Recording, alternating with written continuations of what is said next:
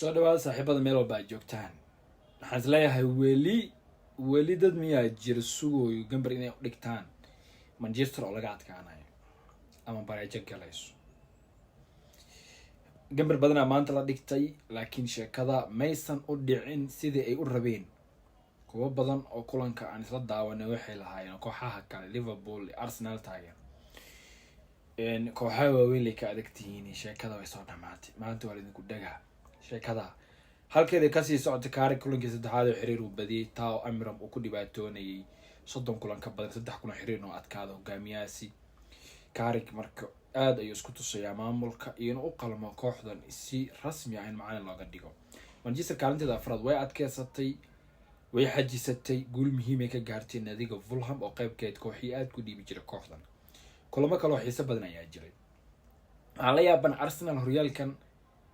isaga rabo horyaalka wuxuu soo raadsanayaa Arsenal horyaalka way ka sii cararaysaa oo aan ula jeedo City mar walba ku feeso laakiin iyaga in kulamo xiriir ay badiyaan dhibaato ay ku tahay marna Bareejo galaan hal kulan afar ay ku badinayaan kulan kale waa la garaaca marka Arsenal horyaalkan wuu idin raadsanayaa laakiin ha ka cararina horyaalkan ku guuleysta. Arsenal horyaal uma rabi oo Liverpool uma rabi City ka qaada isla laakiin Arsenal abaarta sanadaha badan ee ku jirto dhibaatada koob u qabda ujeeda laakiin gacantiin hada isku dhaafisaan nasiibkiin. kulanka kale City maxaa lagu sameeynaa intaan kadib mar rabaan horyaal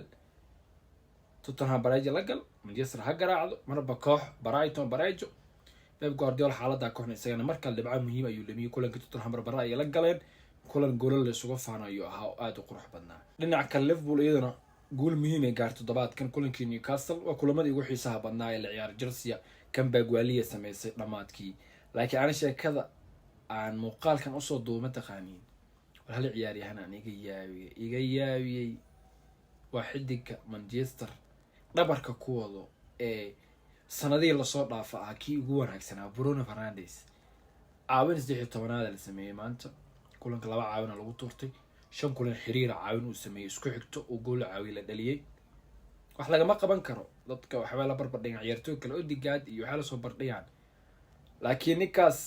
banaanka isdhiga banaanka Manchester waxa rajeynaya heshiis cusub inay ka saxiixdo xidigaasi waa leeyahay heshiis inuu saxiixa la yaaba oo qaadan doono mishaar 400,000 toddobaadkii lacag wali ah inuu kooxda sii joogo isaga xataa aad u jecel kooxda inuu sii joogo xilliga ku dhawaada kooxda inay dirto xilliga Robin Amiram laakiin isaga ugu dambeyn oo uu joogay. marka sheekooyinkaas ugu waaweynaa ciyaaraha maanta ilaa shalay la ciyaaray kulamadii Premier League qaabkaas ku soo dhawaaday Manchester top 4keeda marka la toddobaad ku jireysa nagasti kulamo kala u siixay kooxda Tottenham iyo kooxo kale ugu xig waa la arki doonaa sheeko sidee noqoto.